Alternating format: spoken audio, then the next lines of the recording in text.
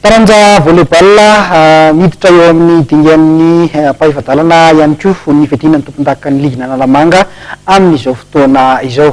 Teny amin'ny kianjan'ny Sainte Famille teny Mahamasina teny no nanatanterahana izay dingan'ny ampahivatalana ity tamin'izao farany herinandro izao. Anisan'ny lalao ho arantsika ary fihaonana teo amin'ny AS Voara sy ny ekipan'ny Azy Idosy.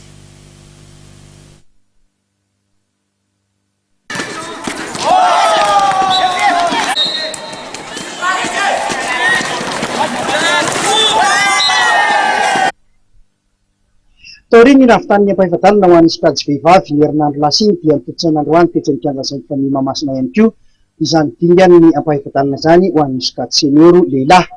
Manomboka izany nandraisen'ny ekipan'ny AS Voara miakanjo mena tamin'ny seta telo ohatra ny ekipan'ny AS Itosy. Nanatombo tamin'ny traikefa ny ekipan'ny AS Voara tamin'ny fihaonan'ity tetsakilan'izay dia hita ihany koa ny mbola afatany rano ny mpilalao an'ny Itosy ka zary nanao fahatsoana matetika. Tamin'io elanelana isa io ihany koa no nandavony ny ekipan'ny 3 ANS ny ekipan'ny Tico SC teo amin'ny lalao faharoa. Ankoatr'izay dia nivoaka mpandresy tamin'ny sita telo noray nanoloana ny ekipan'ny MVBC miakanjo mainty ny ekipan'ny Gosfa tahaka nanao fanazarantena fotsiny miaramila tamin'ity lalao ity.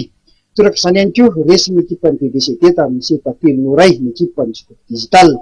Fantatra fa ny alahady roa amby roapolo jona no anaovana ny manasa-dalina amin'ity faninanana ity eto Analamanga etsy amin'ny kianjan'ny tafon'ny Mahamasina. Eo amin'ny sokajy senior lehilahy dia ifandona amin'izany ny ekipan'ny Gosfa sy ny Voara anaraka azy kosa ny BVCD sy ny 3 ANS.